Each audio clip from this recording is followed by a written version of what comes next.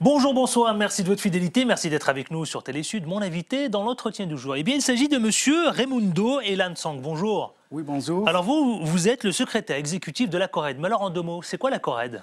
La CORED, c'est la coalition d'opposition pour la restauration d'un État démocratique en Guinée équatoriale. C'est une coalition qui est formée par opposants qui résident dans différents pays d'Europe et en Afrique. Et nous nous sommes scindés pour travailler ensemble afin de donner du poids à notre action politique contre le régime d'Obiang. On parle bien de la Guinée équatoriale, voilà. hein, que les choses soient claires. Dites-moi, alors vous, ce qui m'a poussé un peu à vous inviter ici dans l'entretien du jour, c'est que j'ai reçu votre communiqué de presse. D'accord. Votre communiqué de presse, il commence par « Dictature en Guinée équatoriale ». Quand on lit ça, on se dit « Mais attendez, qu'est-ce qu'il va nous raconter comme histoire ?» Et puis vous dites « La Guinée équatoriale, elle traverse une grave crise politique, économique, sociale ».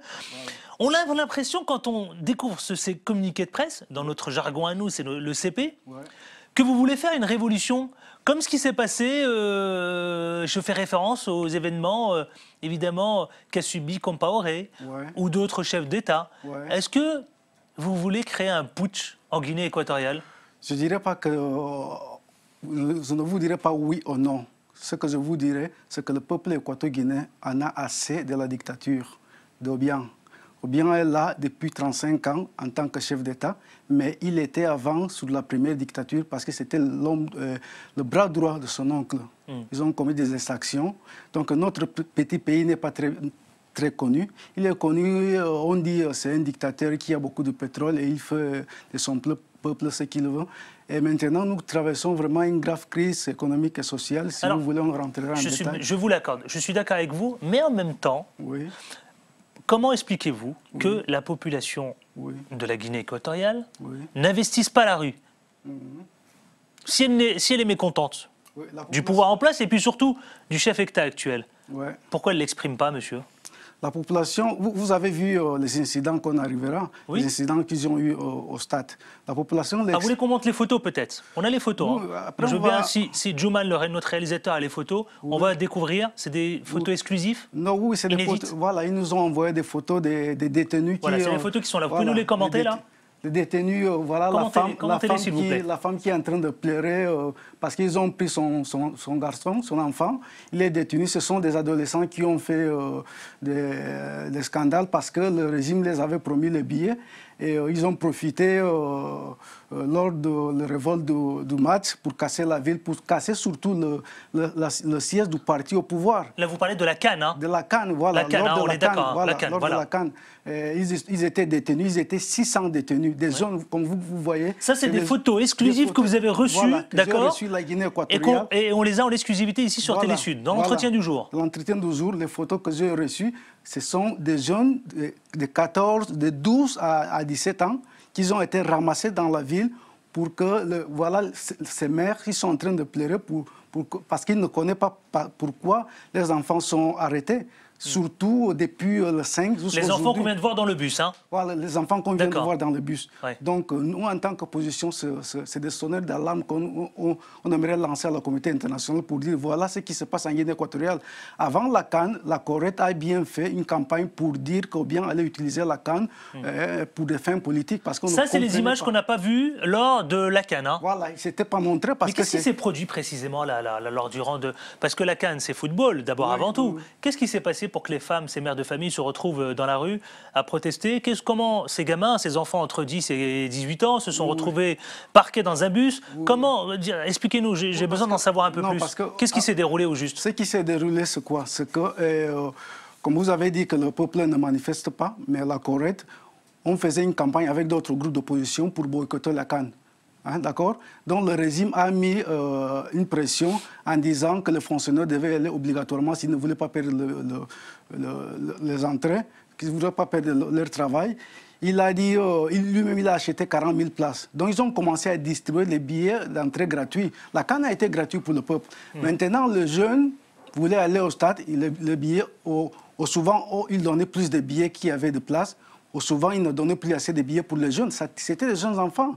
Maintenant, le jour de la demi-finale... Qui voulaient tout simplement profiter d'une ambiance, de football. D'un engouement, celui de la CAN. Voilà, surtout que c'est le régime qui impose des gens d'aller au stade. Les gens ne voulaient pas. Donc, lors du match entre la semi-finale entre la Guinée équatoriale et le Ghana, donc, le peuple a profité que le Ghana commençait à gagner la Guinée équatoriale. Et surtout, il y avait un phénomène où il y avait un arbitre gabonais. Les gens se sentaient que c'était mal arbitré, tout comme ça. Donc, mais je ne dirais pas truqué, c'était l'ambiance, c'est la frustration même du peuple équateur-guinéen qui est arrivé, parce que ce n'est pas la première fois qu'on organise la CAN. La CAN était organisée en 2012 avec le Gabon, le peuple ne s'était pas révolté, il y a eu la Guinée équatoriale, ne s'était pas qualifiée pour la deuxième ronde. Maintenant, en demi-finale, si vous voyez que le peuple, pour un petit truc, s'altère, commence à jeter les bouteilles d'eau sur le terrain, ça veut dire... Mais c'est vrai que dites-moi, c'est vrai que l'arbitrage a beaucoup été critiqué durant cette CAN. Hein. Les Tunisiens d'ailleurs sont montés au créneau, les Algériens un peu, les Ivoiriens au début, les Sénégalais, et puis maintenant la Guinée équatoriale. Mais est-ce qu'il ne s'agit pas là d'une frustration, puisque quand on remonte un peu dans le temps, si vous voulez, il y a cette genèse qui est liée avec le Gabon, cette histoire qui vous lie au Gabon, hein, la Guinée équatoriale avec le Gabon. Est-ce que finalement ça ne se traduit pas par une espèce de rivalité je dirais qui se transforme autour d'un match qui finalement devrait fédérer avant tout? On parle de football, on ne parle pas de politique. Voilà, quelque chose est arrivé au point de vue du football, si on laisse un peu le truc politique, au point de vue du football. Ce qui est arrivé, ce qui a créé la frustration, c'est que les jeunes, les Équato-Guinéens avaient gagné le Gabon. C'est nous qui avons éliminé le Gabon. Et ensuite, nous avons gagné la Tunisie avec un penalty qui était discutable. Voilà, la Tunisie a été éliminée. Bon, il y a beaucoup, on peut faire beaucoup de théories dessus, parce que ce n'est pas la première fois qu'une équipe gagne pour un penalty inexistant. Moi, je n'aimerais pas rentrer dans le détail. Mais ensuite, lors de la demi-finale, lorsque les supporters voient qu'on nous donne un arbitre gabonais et que nous avions éliminé le Gabon, donc tout était là pour chercher la moindre faille pour se révolter. Si je comprends bien votre philosophie, vous auriez souhaité que la CAN ne se déroule pas en Guinée équatoriale. Oui. Mais dites-moi pourquoi alors, pour quelle raison vous ne vous la vouliez pas, cette CAN? On ne la voulait pas. Ce n'est pas simplement la Corée. L'opposition, le peuple équato-guinéen ne voulait pas la CAN parce que d'abord, dans un contexte d'Ebola, où des pays comme le Maroc avaient refusé d'organiser la CAN. D'autres pays, de grands pays comme l'Afrique du Sud, le Ghana, ils ont dit non parce qu'ils ne pouvaient pas maîtriser la maladie d'Ebola. Donc le peuple avait peur d'Ebola. Ensuite, la Guinée équatoriale traverse une grave crise économique maintenant. La Guinée équatoriale, ce n'est plus l'État pétrolier qu'on annonce. Le pétrole a baissé, le président a mis le pays dans un niveau de dépenses que maintenant que le prix du pétrole et la production est baissé, les entreprises commencent à fermer. Et donc, il y a des pertes massives d'emplois. Donc, le peuple ne comprend pas pourquoi on va dépenser des nombres d'argent pour organiser une CAN, ensuite dans un contexte d'Ebola. Alors, pourquoi, selon vous, elle a accepté la Guinée équatoriale de consacrer justement cette CAN en Guinée? Voilà, la Guinée équatoriale l'a accepté parce que c'est le bien qui Pour redorer le blason, peut-être? Voilà, pour redorer le blason, pour donner une autre image aux graves crises politiques et sociales qui traversent le pays. Disons que lorsqu'on a accepté la CAN, c'est qu'il venait de vouloir organiser ce qu'il appelle le dialogue national pour trouver une issue politique à la grave crise qu'on traverse au pays. Politique, je dis politique. Est-ce que vous considérez qu'aujourd'hui que Obiang, clairement, s'accapare les richesses? J'imagine que vous n'allez pas me dire le contraire, mais... Obiang accapare toutes les richesses. Obiang prend la Guinée équatoriale comme si c'était son pays. Il fait de la Guinée équatoriale ce qu'il veut, il dépense l'argent du peuple, il laisse le peuple croupir dans la misère et l'inculture. Il s'accapare de tout. Il contrôle tout le pays. Nous sommes un petit pays de 740 000 habitants, facile à contrôler. Donc, qu'est-ce que je vous dis? L'histoire est très connue. Est-ce que le peuple équato-guinéen, il est fatigué aujourd'hui? Bien évidemment, le peuple est fatigué. Parce que le message que la Corée annonce, il est clair. La Guinée équatoriale, si Obiang ne subit pas de pression pour laisser le pays de façon politique, sans espérer arriver à la révolte populaire, donc la Guinée équatoriale pourra trouver une issue. Mais si Obiang s'entête dans le pouvoir, il arrivait un moment comme maintenant où il n'a plus l'argent pour maintenir les structures clientélistes, dont le peuple est fatigué, le peuple commence à se révolter. Et donc, les événements de la CAN, la révolte populaire de ces jeunes-là... Qu'est-ce que vous réclamez, vous, face à cette situation qui devient problématique et puis pénible pour vous, vous qui êtes dans l'opposition? Qu'est-ce que vous réclamez? Qu'est-ce que vous demandez? Est-ce qu'il y a des solutions qui peuvent être esquissées d'ici, là, dans les mois à venir, dans les semaines à venir? Comment vous envisagez? Je ne veux pas parler, évidemment, de demander la démission d'Obiang. Peut-être que si, vous allez nous le dire là. Justement, c'est ça. La Corette a une philosophie. Depuis que nous sommes créés, nous avons dit, depuis les accords de Bâle, ça fait 20 ans qu'Obiang organise des élections truquées. Donc, ce n'est même pas un système politique. Obiang ne peut pas organiser une transition politique. C'est pour ça qu'on dit Obiang, la meilleure solution pour vous, c'est de présenter votre démission, nommer un gouvernement de transition qui conduira au peuple aux élections libres. C'est-à-dire négocier votre sortie.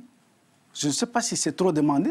Un dictateur qui a été au pouvoir pendant 35 ans, on lui donne une porte de sortie pour dire écoutez, monsieur, organisez un gouvernement de transition, présentez votre démission avant que des événements comme ça. Quelles sont vos impressions? Qu'est-ce que vous sentez? Qu'est-ce qu'on vous fait remonter comme message?